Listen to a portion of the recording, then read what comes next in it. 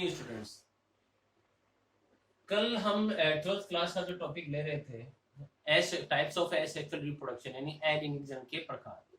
यानी अलैंगिक जनन में जो विभिन्न प्रकार की जो विधियां थी उनके बारे में हम चर्चा कर रहे हैं। तो लास्ट में हम जो देख रहे थे वेजिटेटिव प्रोपेगेशन यानी काय के प्रवर्धन के बारे में बात चल रही थी, जिसमें हमने बात की कि जड़, तना और पत्तियां जो होती है विभिन्न प्रकार से कुछ ऐसे पादप जो जिनमें बीजों का निर्माण नहीं होता है या बीजों का अंकुरण नहीं हो पाता है, उनमें एक विशिष्ट विधि जो प्रयुक्त की जाती है अलैंगिक जनन की, जिसे हम कायिक प्रवर्तन कहते हैं, उसका उपयोग करके हम विभिन्न प्रकार की प्रजातियों के जो पादपों का निर्माण कर सकते हैं।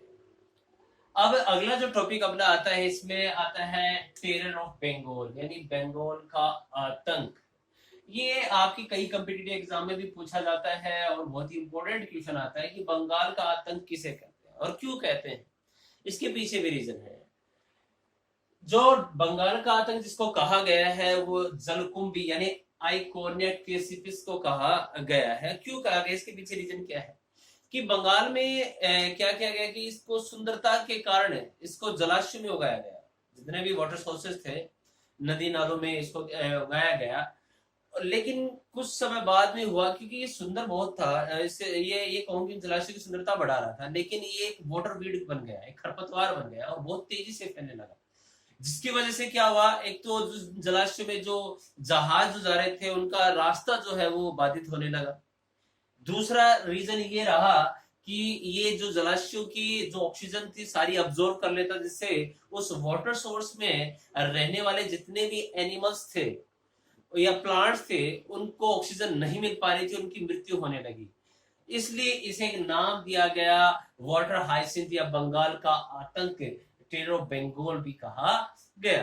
तो यानी आपके से सीधा सीधा क्वेश्चन किया जाता है एग्जाम में कि टेरर ऑफ बंगाल किसे कहते हैं, तो उसका नाम आएगा आइकोनिया क्रेसिपस या जलकुंभी। अगला जो अपना जो टॉपिक आता है, इसमें नेक्स्ट जो टॉपिक आता है सिग्निफिकेंस ऑफ एसेक्सुअल रिप्रोडक्शन यानी अलैंगिक जनन का महत्व क्या है। नंबर फर्स्ट बात तो यही आती है कि अलैंगिक जनन उन जीवों द्वारा किया जाता है जिनमें लैंगिक जनन संभव नहीं है। यानी जो सरल प्रकार के एक कोशिकीय के जो जीव है वो इसके द्वारा कर सकते हैं।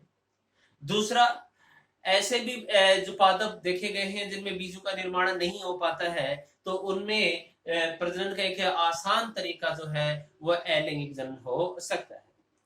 कुछ जीवों में, कुछ पादप प्रजातियों में बीज तो बनते हैं लेकिन वो बीज अंकुरित नहीं हो पाते हैं, इसलिए उनके अंकुरण के लिए एक सीधा जो तरीका जो अपनाया गया है कि उन पादप के किसी भी प्रवर्ध को अंकुरित करके उससे पादप निर्मित कर सकते हैं। अगला जो इसमें आता है कि जो ये जो इसमें कम समय में हम अपनी जो संततियां प्राप्त कर सकते हैं, यानी कम समय में ज्यादा उत्पादन क्षमता हम प्राप्त कर सकते हैं। ये कुछ रीजन है, कुछ महत्व है जो इस अलैंगिक जनन के होते हैं। अगला जो अपना जो टॉपिक आता है वो आएगा इसमें सेक्सुअल रिप्रोडक्शन इन लैंगिक जनन। लैंगिक जनन जो है, लैंगिक जनन जो है वो अलैंगिक जनन की तुलना में जटिल होता है। इसमें दो जनकों की यानी दो पेरेंट जो होते हैं उनकी भागीदारी होती है और एक स्लोली प्रोसेस होती है, बहुत ही स्लो प्रोसेस होती है, लॉन्ग प्रोसेस होती है, तब जाकर एक संतति का निर्माण होता है। और बनने वाली जो संतति होती है वो पूर्णतः जनक के समान नहीं होती है, उसमें वेरिएशन से डिफरेंसेस पाए जाते हैं। तो यानी लैंगिक जनन की अगर डेफिनेशन सरल भाषा में दें तो ऐसा जनन जिनमें दो जनक भागीदारी लेते हैं। साथ साथ में इसमें इसमें आगे बढ़े तो ये जो लैंगिक जनन जो है उसकी जो विशेषताएं हम अगला जो टॉपिक है उसमें देखेंगे कि पहली बात तो यह है कि जो लैंगिक जनन है वो उच्च स्तरीय अकशेरुकी या जो कशेरुकी जो प्राणी होती है उन्हीं में ही पाया जाता है।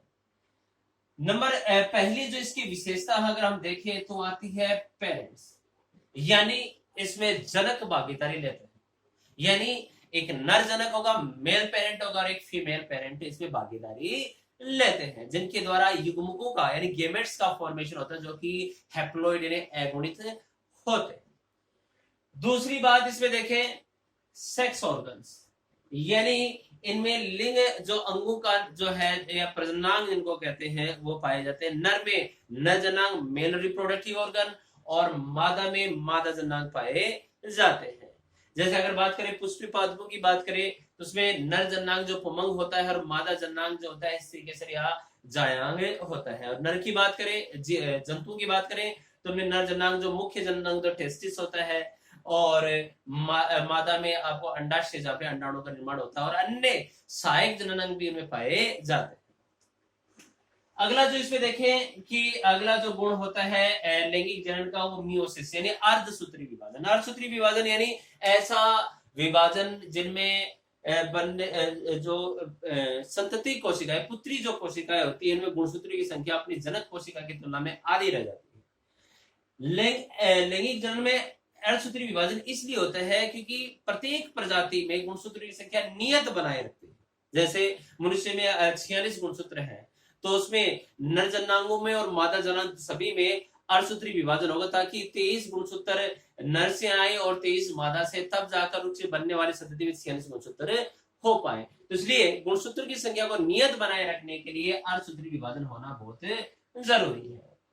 अगला जो इसमें लक्षण आता है वो आता है गैमेट्स यानी युग्मक, यानी लैंगिक जनन में नर जनांग में नर युग्मक मेल गैमेट और मादा जनांगों में मादा युग्मक फीमेल गैमेट्स का फॉर्मेशन होता है। जैसे बात करें हमें पुष्पीय पादपों की बात करें तो नर जनांगों में आप देखते हैं कि पुंकेसर में के प्राग कोषों में प्राग कणों का निर्माण होगा जिनमें 2 नर युग्मक होते हैं।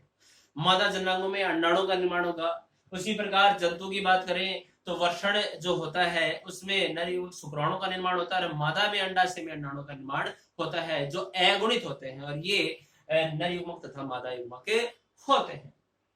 अगला इसमें जो बात करें अगला जो लक्षण आता है इसमें फर्टिलाइजेशन यानी निषेचन। निषेचन क्या है कि नर तथा मादा युग्मक संलयित होकर एक द्विगुण संरचना युग्मनज का निर्माण करते हैं, उस घटना को निषेचन कहा जाता है। यानी यहाँ पर जो अगुणित अवस्था थी वो द्विगुणित अवस्था में रूपांतरित हो जाती है और इसी के आगे ही यानी अगर निषेचन नहीं होगा तो आगे की प्रोसेस नहीं होगी, यानी भ्रूण का निर्माण नहीं होगा।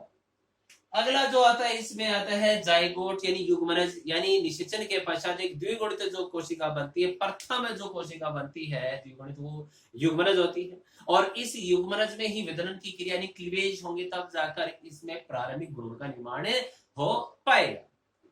अगला इसमें आता है ज्वेनाइल फेज यानी किशोरावस्था जिसको हम कहते हैं, यानी जो युग्मनज बनने के तुरंत बाद ही उसमें युग्मक निर्माण की क्षमता नहीं आती है, एक धीरे धीरे प्रोसेस होती है, युग्मक बनेगा, उसके बाद में उसका जो जन्म के पश्चात जब उसमें किशोरावस्था आती है तब जाकर उसमें निषेचन करने की क्षमता आती है या ये कहूंगी युग्मक निर्माण करने की क्षमता आ पाएगी।